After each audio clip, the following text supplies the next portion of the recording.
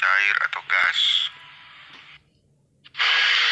Ini lagi-lagi umat terjemahan memamerkan kebodohannya. Di akhir 2020 masih ada juga orang yang tidak bisa membedakan antara zat dengan sat. Nah, itulah umat Kristen, karena hanya berdasar kepada terjemahan. Jadi saya ajarkan kamu ya, zat, DZAT, itu adalah bahasa Arab.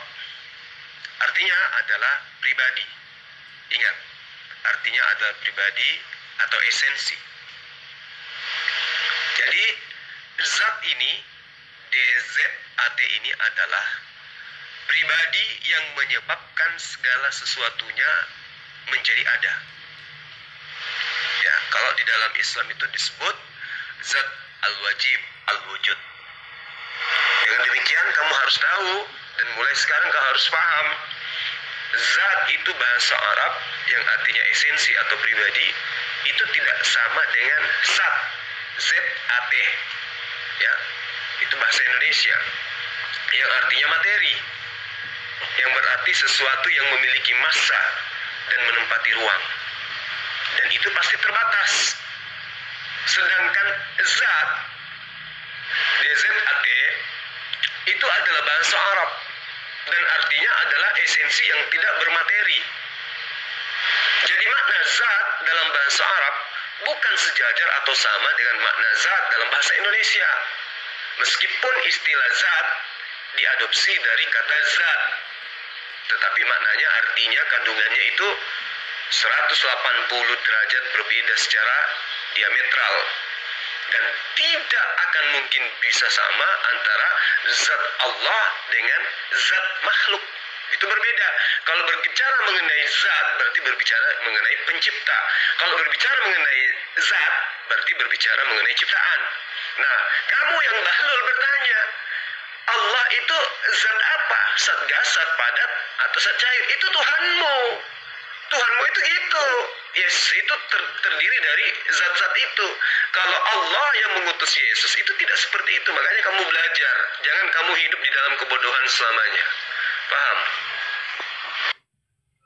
Zul, pribadi, zat artinya pribadi atau esensi. Pribadi tidak menempati ruang dan esensi itu tidak mempunyai ruang. Ajaran dari mana kau gunakan ini? Pribadi tidak menempati ruang dan pribadi tidak memiliki awal. Jika dia seorang pribadi, tentu dia memiliki awal. Ya, dia memiliki awal, dia bukan awalnya. Ya, ajaran dari mana ini? Ini namanya ajaran dari klaim-klaim kalian sendiri. Apa itu zat? Zat itu yang jelas bukan pribadi. Jika dia pribadi, dia bukan awal. Sekarang jelaskan zat yang kalian maksud itu apa? Kalau kami jelas, Tuhan kami adalah roh. Tuhanmu itu zat. Zat itu apa? Jelaskan dulu. Zat, DZAT. Jangan putus akal dong, gitu loh. Kalian harus mempertanggungjawabkan dan menjelaskan kepada umatmu zat itu apa. Jika dia berupa pribadi, dia punya awal. Dia bukan awal, gitu loh. Tuhan saya Alfa dan Omega, awal dan akhir, itu jelas tertulis. Sahabat-sahabat muslim dimanapun Anda berada, umat terjemahan ini bertanya kepada saya tentang zat. Yang ada dalam pikirannya, pribadi Allah itu adalah pribadi layaknya pribadi makhluk yang dia kenal. Nah, karena dia adalah umat terjemahan, maka dia tidak paham apa yang dimaksud dengan zatullah atau zat Allah atau pribadi Allah atau esensi Allah. Dikiranya pribadi Allah itu dengan pribadi makhluk itu sama, karena memang Tuhannya adalah makhluk. Yesus itu adalah makhluk yang mengajarkan bahwa Allah yang dia sembah itu Alfa dan Omega, tidak berawal dan tidak berakhir. Kalau Yesus berawal dan berakhir, itu pasti. Nah, sahabat-sahabat, di dalam Al-Quran surah ayat 11 itu Allah berfirman, laisa kamitslihi syai'un.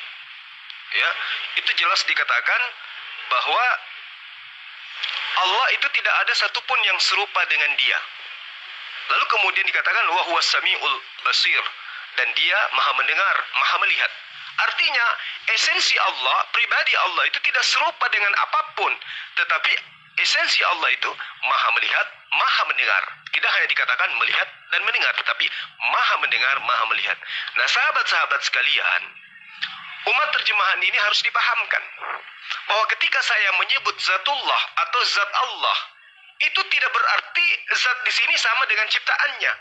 Seperti yang dikatakan zat cair, zat padat, zat gas, yang mana hal ini adalah komponen-komponen yang terdiri dari apa yang ada pada diri Tuhannya, si penanya ini, yaitu orang Kristen.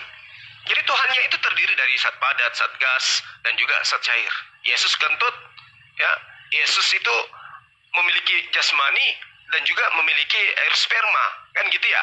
Nah, sama seperti ketika kita menyatakan bahwa Allah itu maha mendengar, bukan berarti mendengar sama seperti makhluk. Allah itu maha melihat, bukan seperti melihat layaknya makhluk. Jadi kata zat ini yang disandarkan pada Allah, itu jelas umat Islam jelas memahami dan menyikapi dengan sangat bijak bahwa ini adalah bukti bahwa kita menemukan pada hadits sabda Rasulullah Muhammad sallallahu alaihi wasallam, ya, tafakkaru fi khalqillah wala tafakkaru fi zatihi.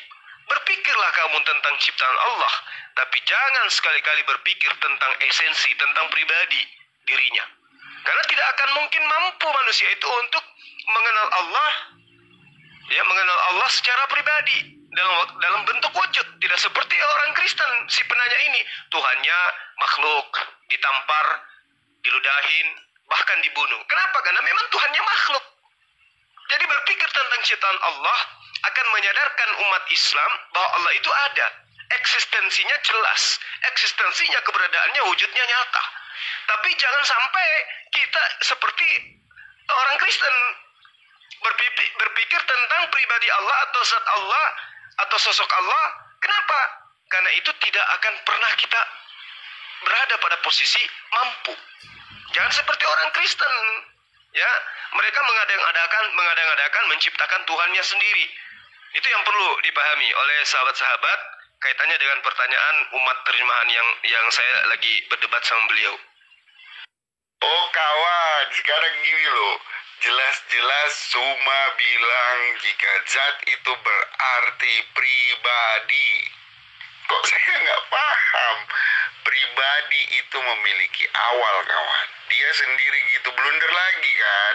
Kalau zat artinya pencipta, yang seperti kamu jelaskan ini, kawan, mungkin lebih bisa diterima karena posisinya zat itu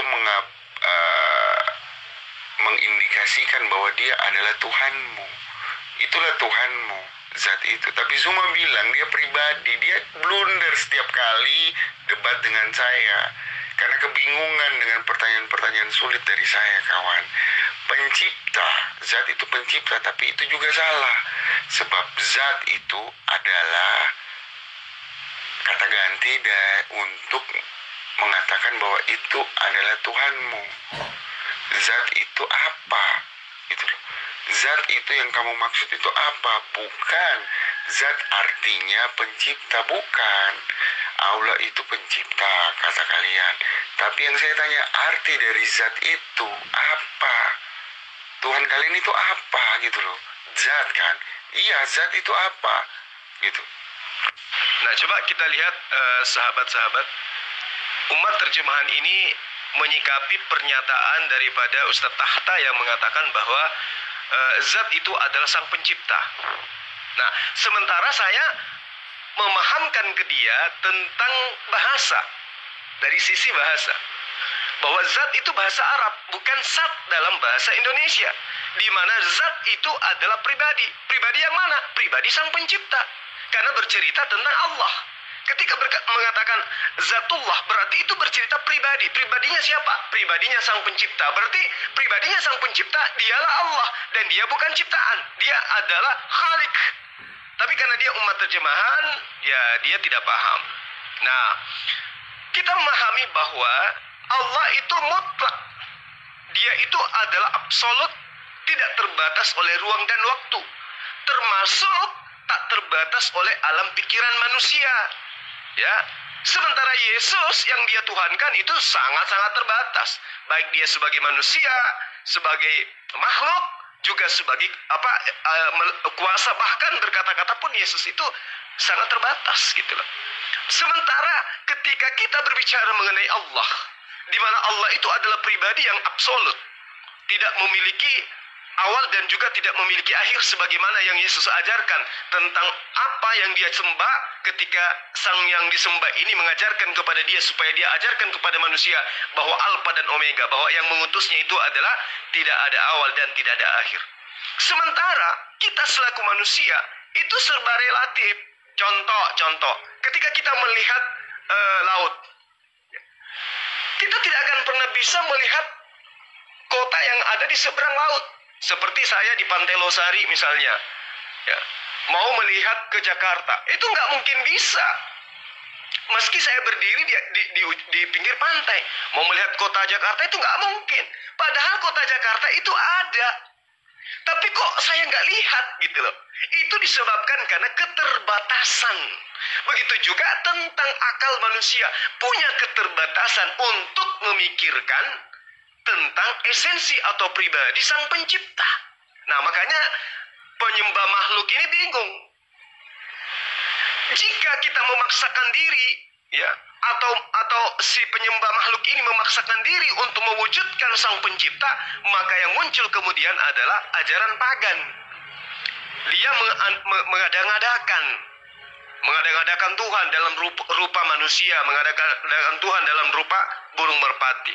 Nah, kalaupun umat Islam juga memaksakan diri untuk mewujudkan sosok Allah dalam pikiran umat Islam, pasti akan salah.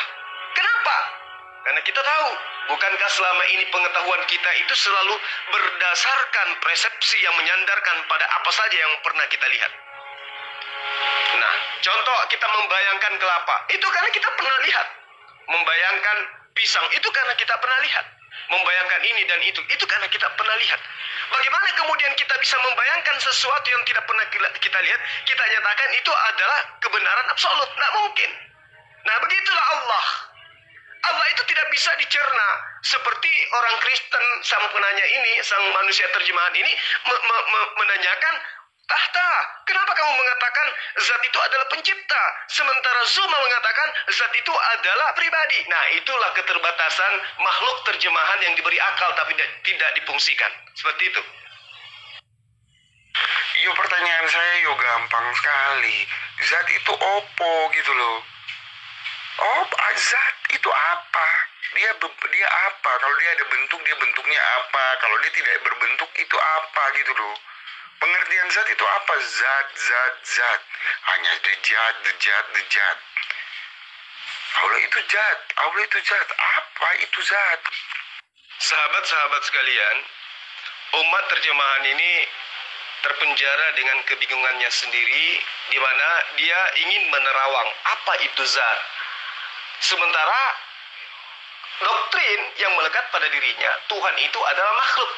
Yesus berkelamin, disunat pada hari ke-8, ketika dia besar, dia poligami, menikahi Maria Magdalena dan juga Nadia. Ya. Sehingga ketika kita perhadapkan dengan konsep Allah yang sesungguhnya, bingung dia, bisa-bisa jadi gila dia. Karena kebenaran mutlak yang ada pada diri Allah, bahwa dia itu adalah ada, esensi yang ada, itu dia sikapi dengan pemahaman Kristennya, dengan pemahaman pagannya dia, bahwa yang dikatakan dengan zatullah, pribadi sang pencipta itu ada. Dan karena dia ada, maka mata, pikiran, lisan harus membuktikan keberadaannya dengan mencerminkan bahwa pribadi itu ada. Padahal di dalam Al-Quran itu sangat jelas, seperti ayat yang saya bacakan tadi, laisa kamislihi syai'un wa huwas samiul basir. Bahwa sang pencipta, esensinya, pribadinya, zatnya itu tidak bisa terlihat. Kenapa? Karena dia tidak sama seperti apapun. Dia tidak serupa dengan apapun. Karena dia tidak serupa dengan apapun, maka kita tidak bisa menggambarkan seperti apa wujudnya, seperti apa penampakannya. Nah, itu hanya dipahami oleh orang-orang yang berakal, gitu loh. Dalam arti kata bahwa orang berakal tidak akan pernah mau menanyakan bagaimana sih wujud Tuhan itu. Kenapa?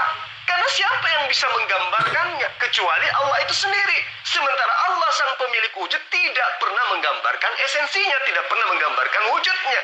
Selain dia menggambarkan bahwa dia itu adalah maha pencipta dengan menciptakan segala ciptaan. Ini yang tidak dipahami oleh umat terjemahan. Jadi memang sangat berat. Sahabat-sahabat sekalian dimanapun Anda berada, ya. Jadi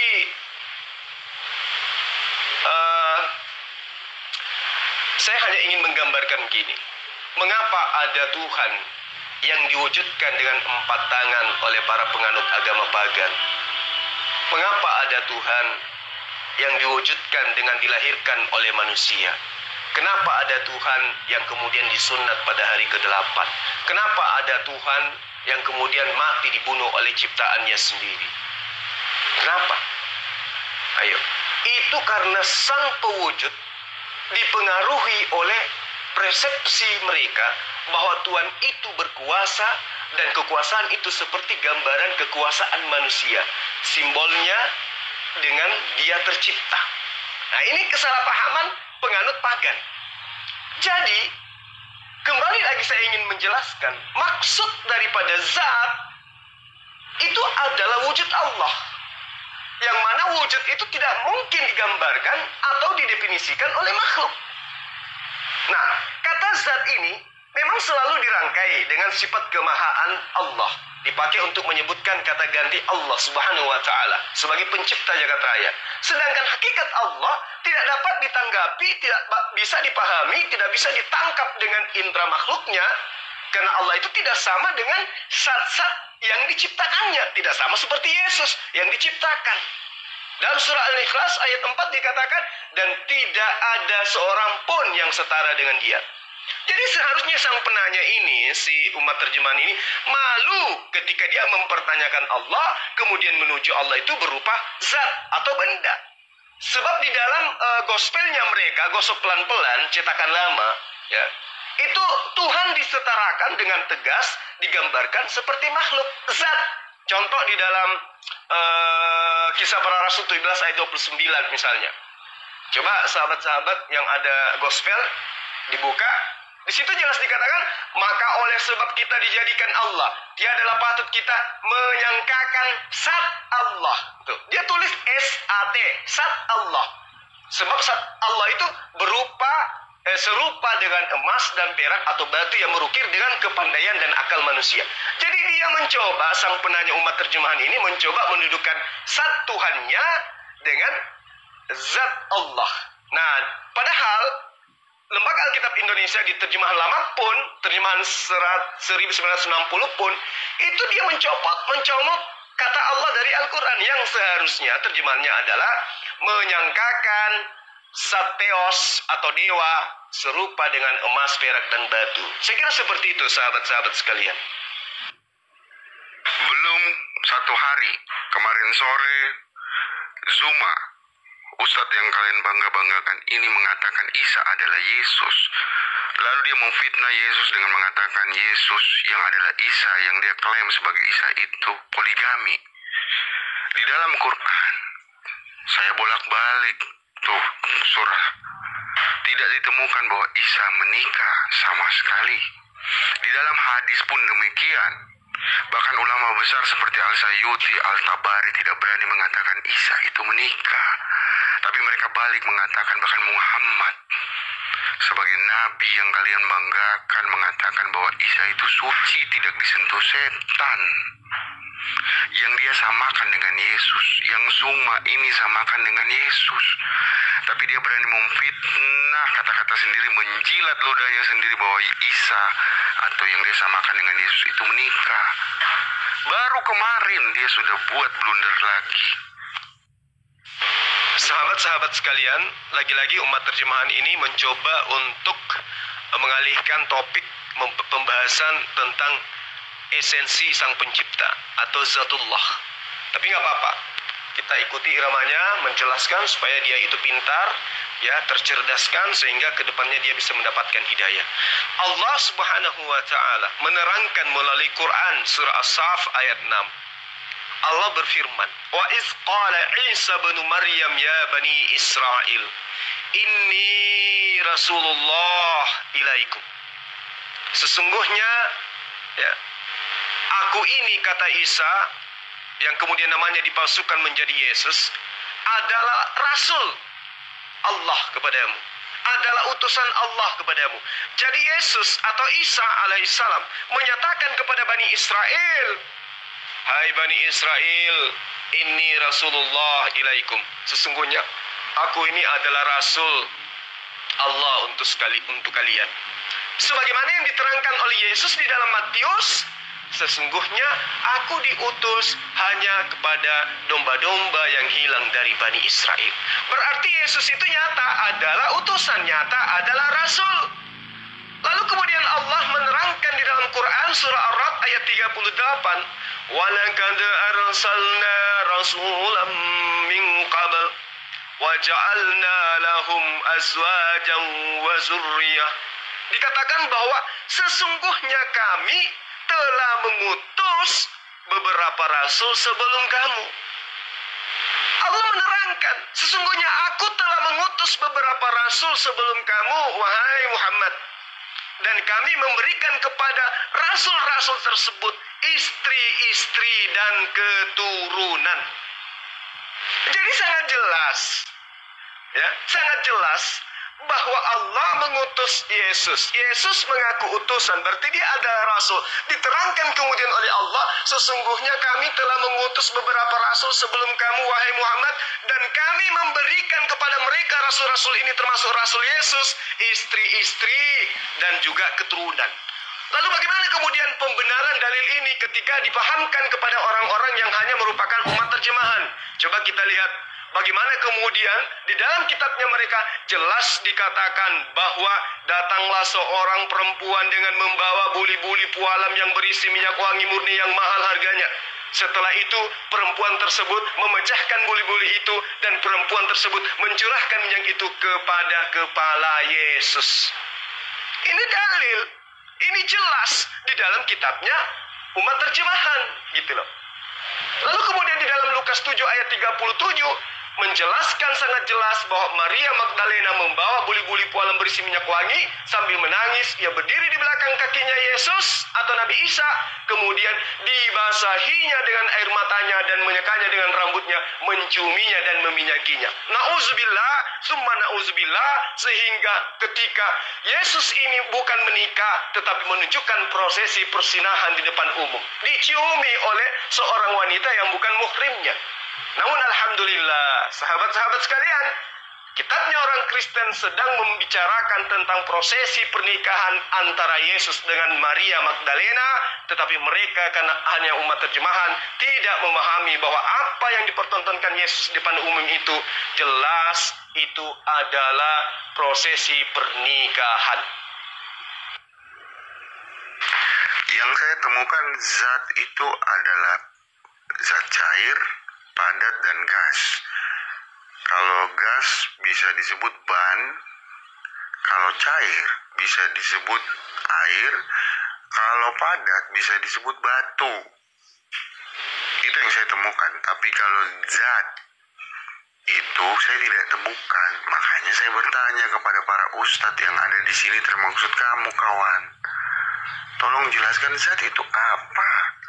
Kalau dia punya bentuk, dia berbentuk seperti apa? Kalaupun dia tidak punya bentuk, dia bisa dikatakan sebagai apa? Zat itu apa, begitu loh.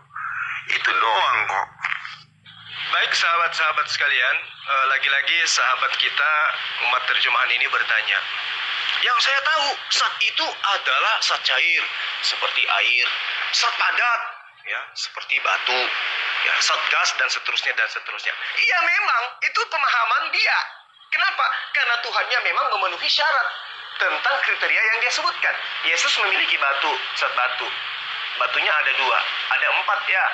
Batu mata dengan batu zakar, itu ada 4. Kemudian Yesus memiliki zat cair, sperma, pipis, air liur, air mata, keringat seperti darah, ya kan?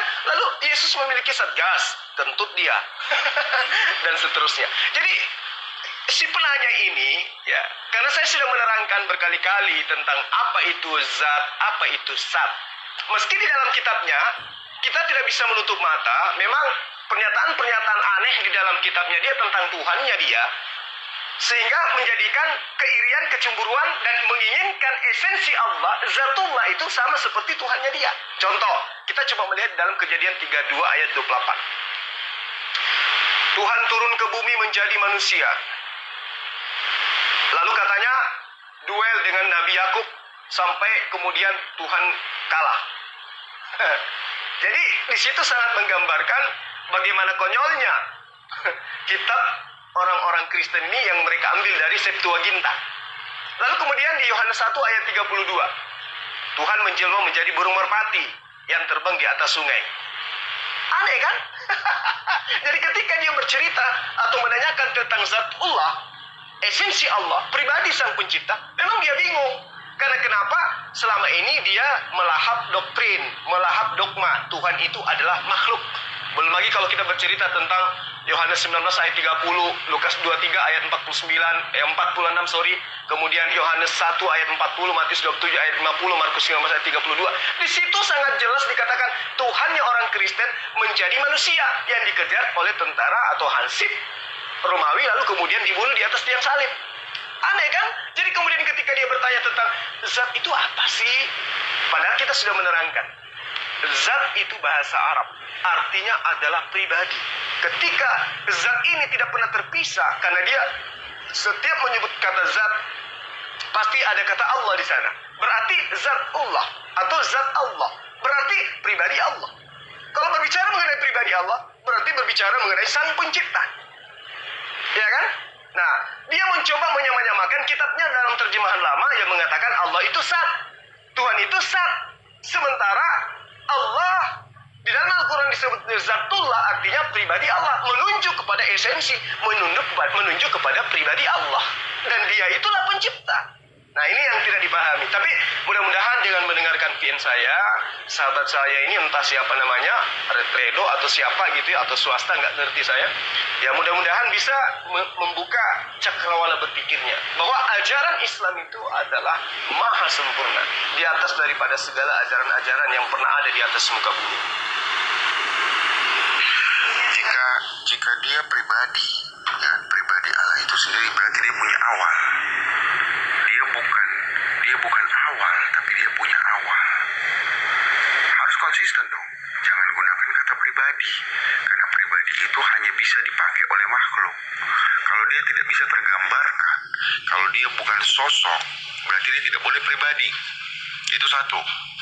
Yang kedua, harus konsisten. Konsisten dengan apa? Zat. Zat itu tidak bisa digambarkan dengan kata-kata ataupun dengan bentuk. Lalu dia apa kalau dia tidak bisa digambarkan dengan bentuk dan kata-kata? Apalagi kita gambarkan dia sebagai sosok pribadi. Kembali lagi kepada kata pribadi. Kata pribadi itu tentu memiliki ciptaan, tentu diciptakan. Kalau dia punya pribadi, gitu loh. Tentu kalau dia tidak diciptakan pun, dia memiliki suatu sumber dari awal. Ya kan? Dia memiliki sumber awal. Seperti kalau Tuhan kami adalah roh, itu jelas tertulis. Kalau Tuhanmu bukan roh, tapi Tuhanmu adalah zat. Kalau roh saya gambarkan, roh itu adalah, kamu tahu sendiri, ya kan? Karena kamu juga tahu roh adalah apa. Sedangkan kalau zat ini apa? Kalau dia bukan roh, dia bukan daging, dia bukan jiwa, lalu dia apa? Gitu loh. Dia berbentuk apa? Ataupun kalau tidak berbentuk, dia seperti apa? Itulah maksud pertanyaan saya, zat itu apa? Nah, sahabat-sahabat sekalian, saudara kita ini semakin memperlihatkan apa bahasanya ya? Saya pinjam bahasa Yesus, memperlihatkan kebodohannya. Ya, kenapa dia mempertanyakan bahwa pribadi itu berarti dia punya awal?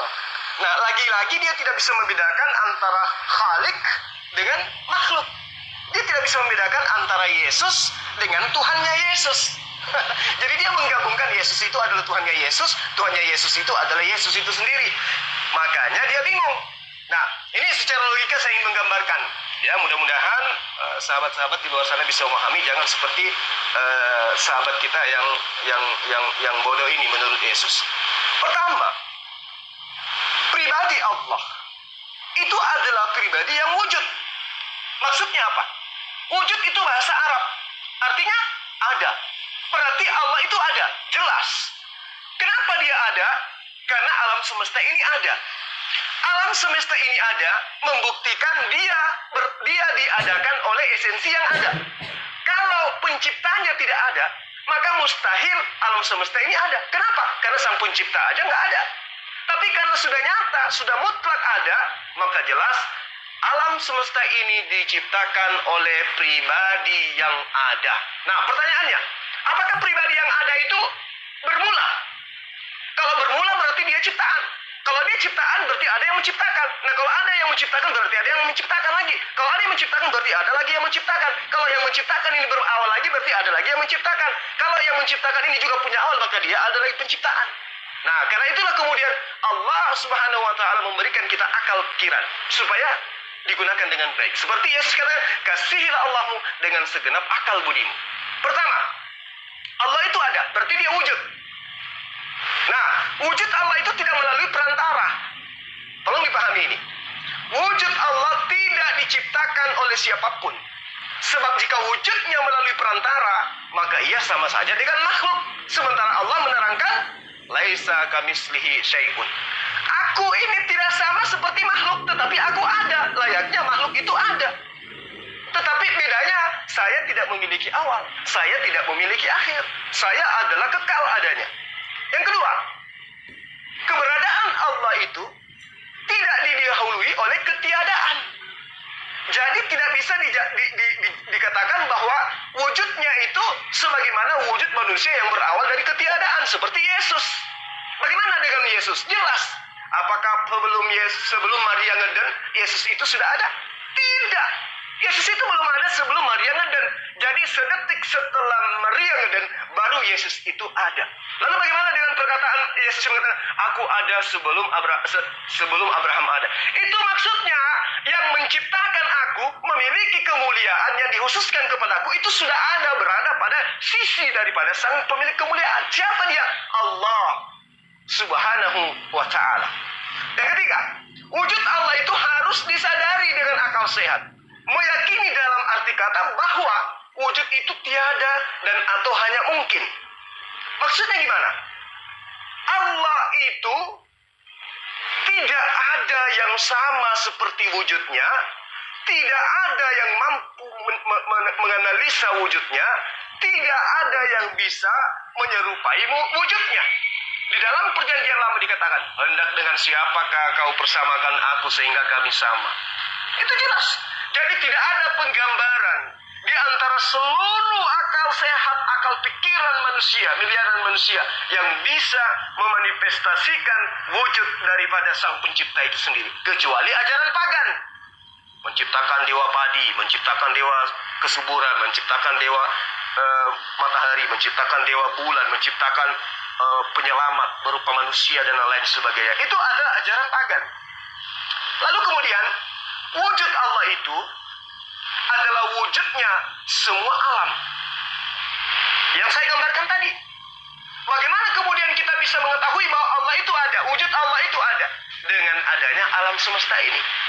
Bagaimana mungkin alam sebesar ini, seagung ini, ya, tidak ada yang menciptakannya?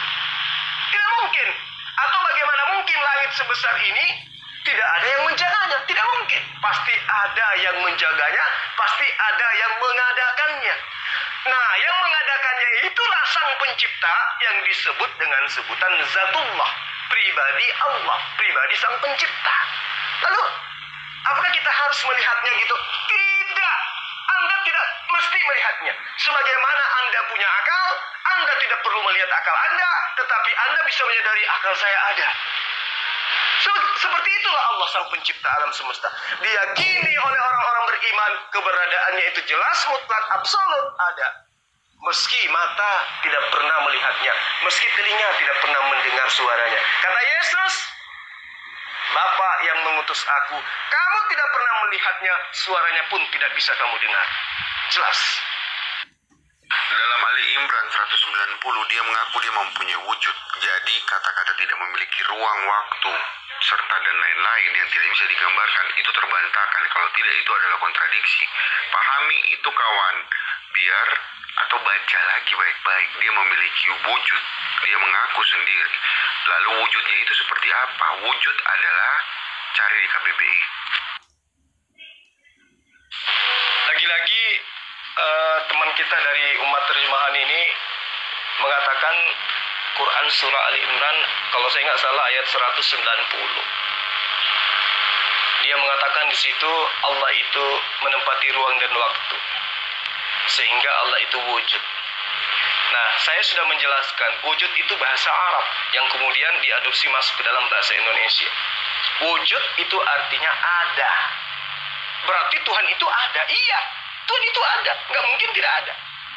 Ayat Ali Imran itu jelas mengatakan inna fi khalqis samawati wal ardh wa ikhtilafil laili wan nahar la ayatil liulil albab. Sungguhnya dalam proses penciptaan langit dan bumi, atau dalam penciptaan langit dan bumi, dan silih bergantinya siang dan malam atau malam dan siang, itu terdapat tanda-tanda bagi orang-orang yang berakal. Ya, tidak dikatakan tentang wujud Allah itu seperti apa di situ. Tidak ada itu.